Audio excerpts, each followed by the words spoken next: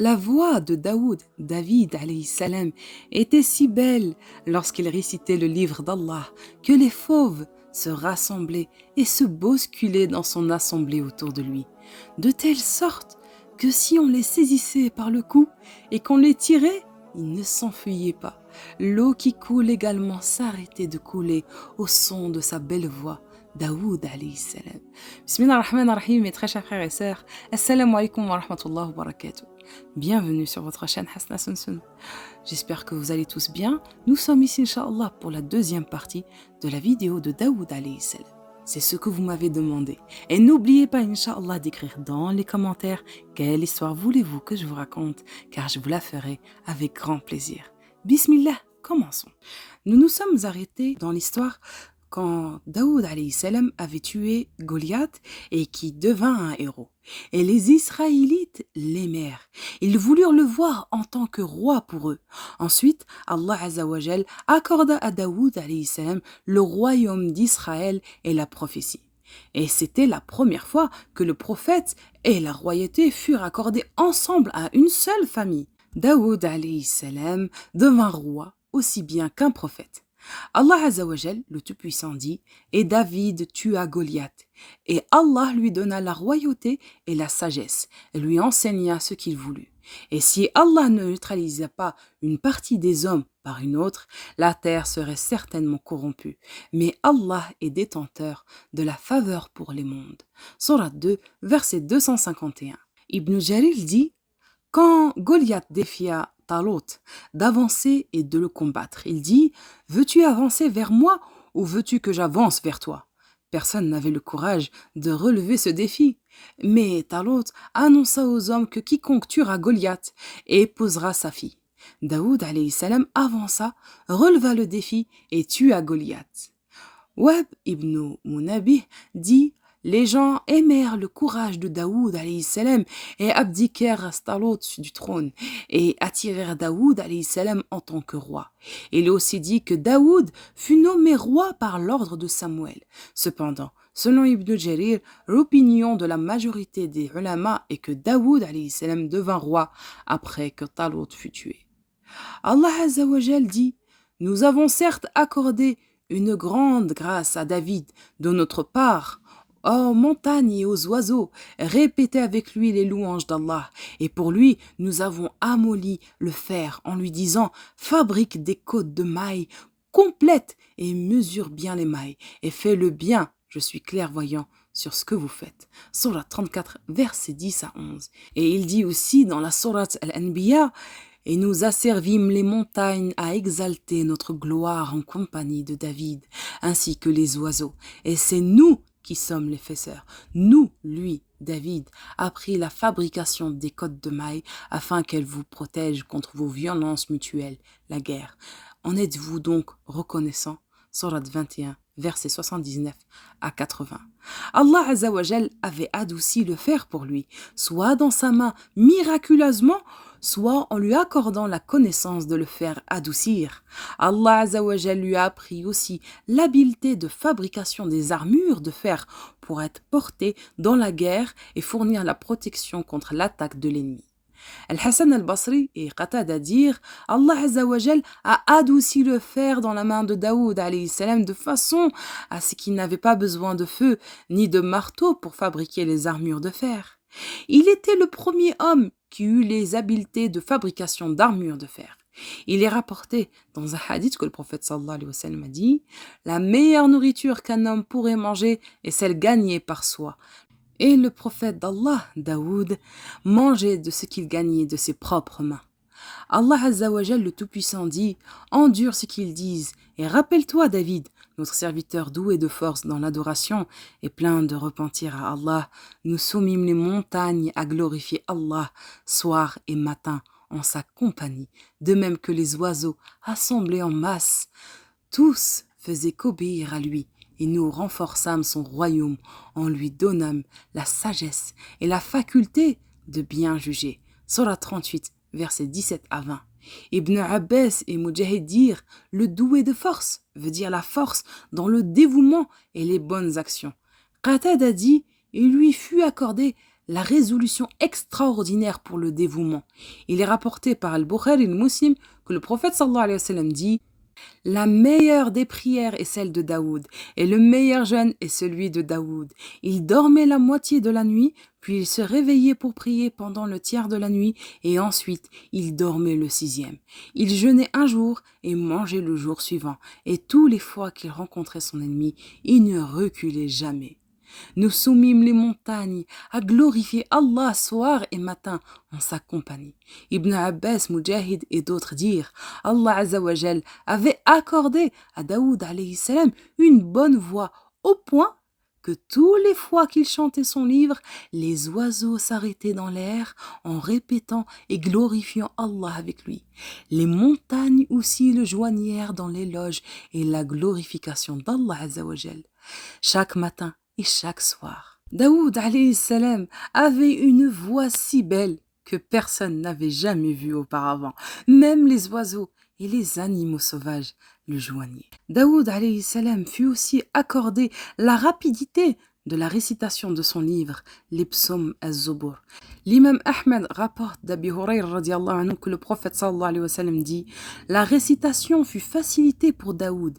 Il demandait que son cheval soit scellé, puis il commençait la récitation du Coran et l'achevait avant que le cheval soit scellé. Et Daoud ne mangeait que de ce qu'il gagnait de ses propres mains.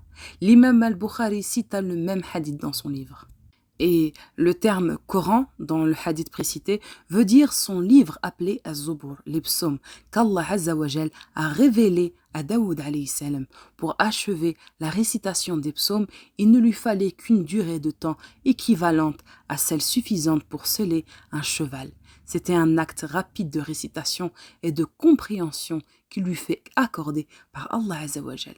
Allah Azzawajal le Tout-Puissant dit: et David, nous avons donné le Zobur. Surat 17, verset 55. Az-Zubur, les psaumes, était le livre révélé à Daoud alayhi salam, qui, selon un hadith rapporté par l'imam Ahmed, fut révélé pendant le mois de Ramadan. Il contenait avertissement et sagesse pour son peuple.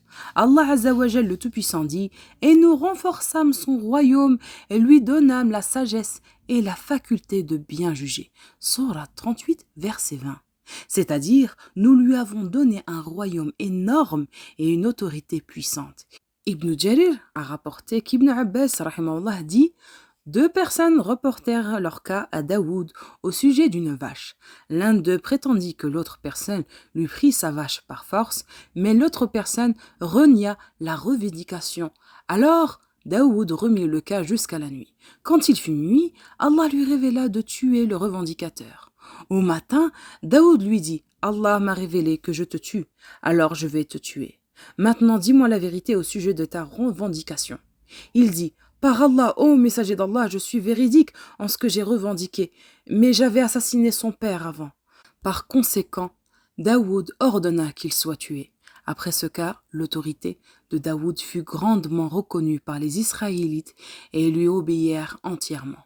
Ibn Abbas rahimahullah dit: ceci est la signification de « et nous renforçâmes son royaume » et la sagesse dans ce verset et lui donnâmes la sagesse, c'est-à-dire la prophétie. Allah Azzawajal a cité ses prophètes du temps jadis, afin que notre prophète Muhammad soit réconforté par leurs récits. Parmi eux, il y a notre maître Daoud alayhi salam. David, malgré sa souveraineté fermement établi, il n'a pas échappé aux tristesses et aux tourments. Il n'a pas moyen de se débarrasser de la tristesse dans le bas monde.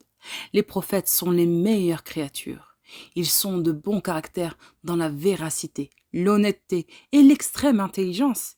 Il leur est impossible le mensonge, la trahison, la stupidité et sont préservés de la mécréance, des grands péchés et des petits péchés de bassesse. Et ils ont tous un beau visage et une belle voix. Ils sont préservés des maladies repoussantes. Ils sont tous musulmans, mais ils ne sont pas tous arabes. Tous les prophètes ont appelé les gens à l'islam. Ce qui diffère entre eux, ce sont les lois telles que le nombre de prières, la zakat, mais leur religion est la même. L'islam est la seule religion que Dieu a révélée et la seule religion céleste. ما بعث الله نبيا إلا حسن وجهه حسن صوته وإن نبيكم حسنهم وجها وحسنهم صوتا. ce qui signifie Dieu a envoyé les prophètes, tous avec un beau visage, une belle voix, et certes, votre prophète a le plus beau visage et la plus belle voix d'entre eux, apporté par Al-Tirmidhi. Le prophète Daoud alayhi salam était le roi le plus fermement établi des rois dans sa souveraineté. Chaque nuit, 36 000 soldats forts et fidèles montaient sa garde. Leur tour de garde ne revenait que l'année suivante, tant il avait de soldats qui se comptaient par millions. Lorsque l'aube se levait pour ces soldats, on leur disait « Rentrez, le prophète d'Allah est satisfait de vous ».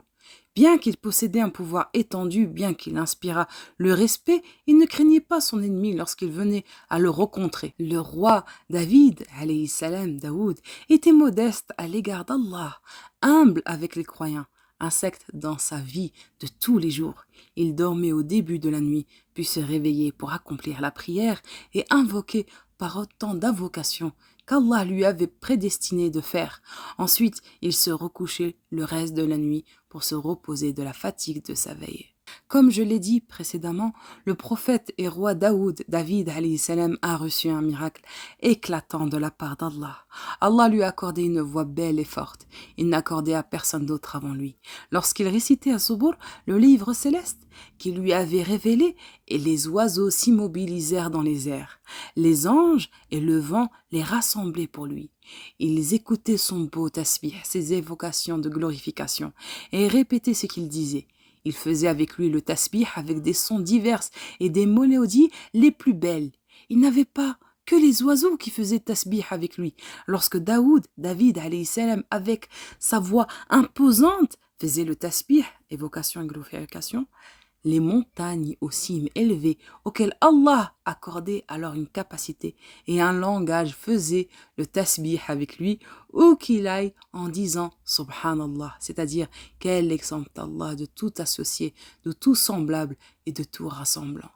Allah les faisait prononcer tout comme il a fait prononcer les pierres dans la main de notre maître, Muhammad sallallahu alayhi wa sallam. Un miracle qui constituait en sa faveur une preuve de la véracité de sa prophétie afin que les gens le suivent. Inch'Allah, prochainement, je ferai cette histoire. Le prophète Daoud alayhi salam fabriquait chaque jour un bouclier qui vendait pour 6 000 dirhams, comme cela a été dit. Il l'en consommait pour lui et sa famille et à des proches parents pauvres. Il donnait les 4 000 restants en aumône pour les nécessiteux et les miséreux parmi les fils d'Israël. Toutefois, il n'occupait pas tout son temps à les fabriquer. Il occupait la majeure partie de son temps dans l'appel à la religion de l'islam, dans l'adoration et le règlement des affaires des gens. La fabrication des boucliers n'était pas un métier qui diminuait le rang du prophète. C'était au contraire une augmentation en honneur et en mérite. D'ailleurs, il ne fut pas le seul prophète à travailler de ses mains. Il y avait comme prophète le prophète Adam, il labourait la terre, le prophète Nuh était dans le métier du bois, le prophète Idriss était tailleur, le prophète Youssouf était le garde du trésor public d'Égypte, et notre prophète Muhammad sallallahu alayhi wa sallam faisait du commerce avant de recevoir sa mission de prophète. Après la révélation, il s'est entièrement consacré à l'appel à l'islam. Ainsi, le métier permet à la personne de ne pas dépendre des gens. Il lui permet de repousser les nuisances et les difficultés. Quand Allah Azza wa Jal a créé Adam alayhi salam, il a pris toute sa progéniture de son dos. Et il y avait des prophètes parmi eux, clairement distingués des autres. Adam vit parmi eux un qui luisait. Adam dit « Oh mon Seigneur, qui est-ce » Allah répondit « C'est ton fils Daoud ». Adam dit « Quel est son âge » Il dit « 60 ans ».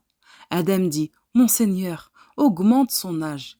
Allah dit « Non, sauf si je prends de ton âge et lui augmente le sien. » La durée de la vie d'Adam était de 1000 ans. Alors il lui donna 40 ans de son propre âge. Ainsi, quand l'âge de Adam alayhi salam arriva à sa fin, l'ange de la mort le visita. Adam dit « N'y a-t-il pas encore 40 ans de mon âge ?» Adam oublia ce qu'il avait donné à son fils Daoud en plus de son âge. Alors Allah, dans sa miséricorde, accorda à Adam son âge original de 1000 ans et Daoud 100 ans. Ibn Jarir a dit Certains gens du livre ont prétendu que l'âge de David était de 77 ans, mais cela est une erreur de leur part. Ils ont dit aussi que la durée de son règne était de 40 ans. Cela peut être admis car nous n'avons rien qui le contredit ou qui implique cela. Maintenant, nous allons, Inch'Allah, évoquer la mort de Daoud alayhi salam. Au sujet de sa mort, le prophète Daoud était ému par une grande jalousie. Ainsi, lorsqu'il sortait de son palais, toutes les portes étaient fermées et personne ne pouvait entrer chez sa famille jusqu'à ce qu'il revienne. Il sortit donc un jour et ferma les portes de son palais. Son épouse regarda depuis son balcon et vit un homme debout au milieu de la cour. Elle dit à celle qui était avec elle à la maison, « Par Allah, où cet homme est-il entré alors que la maison est fermée ? Par Allah, Daoud va avoir honte. » Quand Daoud est revenu, il vit l'homme qui était debout au milieu de la maison. Il lui dit, « Qui es-tu » Il répondit, « Je suis celui qui ne craint aucun roi, et rien ne m'échappe. » Daoud dit, « Alors, tu n'es par Allah que l'ange de la mort. Bienvenue au commandement d'Allah. » Ensuite, il restait là où il était. Il le livra à l'ange de la mort qui prit son âme jusqu'à ce que le soleil se lève. Sulayman ordonna alors aux oiseaux de couvrir le corps de David. Ils le couvrirent jusqu'à ce que la terre devienne obscure pour eux.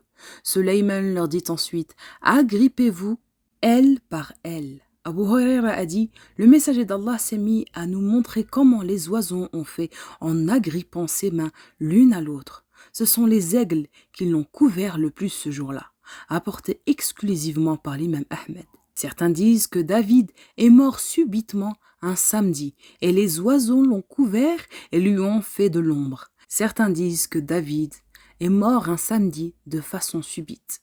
David est mort à l'âge de 100 ans et il est mort un mercredi de façon subite. De son côté, Abu Sakan al-Jahri a dit « Ibrahim est mort subitement, de même que David et son fils Sulayman, rapporté par Ibn Sakir. » Certains savants ont rapporté que l'ange de la mort est venu à lui alors qu'il descendait de son oratoire. David lui dit « Laisse-moi descendre ou monter. » L'ange de la mort lui répondit « Ô prophète d'Allah, les années et les mois se sont épuisés, de même que les effets et les moyens de subsistance. » David se prosterna alors et c'est dans cette position que l'ange de la mort lui prit son âme. Les gens ont assisté à l'enterrement de Daoud alayhi salam et ils sont restés sous la chaleur par un jour d'été. 40 000 moines habillés de leur cape ont assisté à son enterrement en dehors des autres gens. Les enfants d'Israël n'ont jamais pleuré la mort de quelqu'un après Moïse et Aaron comme ils ont pleuré celle de Daoud alayhi salam.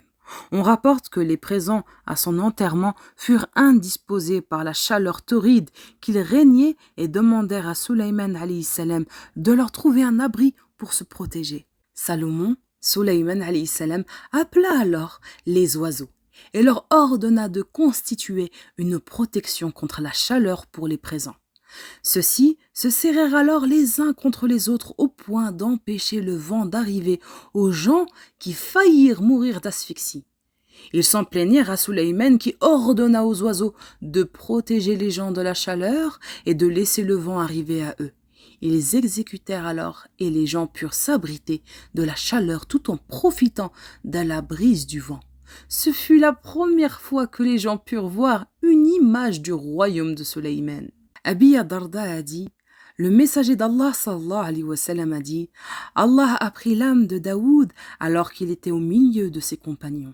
Ces dernières ne furent ni soumis aux épreuves, ni changèrent de comportement. Quant aux compagnons de Jésus, ils restèrent fidèles à sa tradition 200 ans. Il y a aussi une histoire mensongère répandue selon laquelle l'un des chefs de guerre de Daoud aurait une femme belle dont Daoud serait épris et qu'il aurait envoyé cet homme au front pour qu'il meure afin de l'épouser lui-même par la suite. Ceci n'est pas valide car ce qui est cité n'est pas digne d'un prophète parmi les prophètes d'Allah. L'imam Ibn al-Jawzi, dans son exégèse, après avoir cité cette histoire mensongère sur notre prophète Daoud, a dit « Ceci n'est pas confirmé par une transmission sûre et n'est pas permis de par la signification, car les prophètes sont exemptés de cela. » Et le fait d'attribuer aux prophètes les bassesses et de la mécréance qui fait sortir de l'islam. Et voilà mes très chers frères et sœurs, nous sommes arrivés à la fin de cette vidéo. دمتم في رعاية الله وآمنه والسلام عليكم ورحمة الله وبركاته.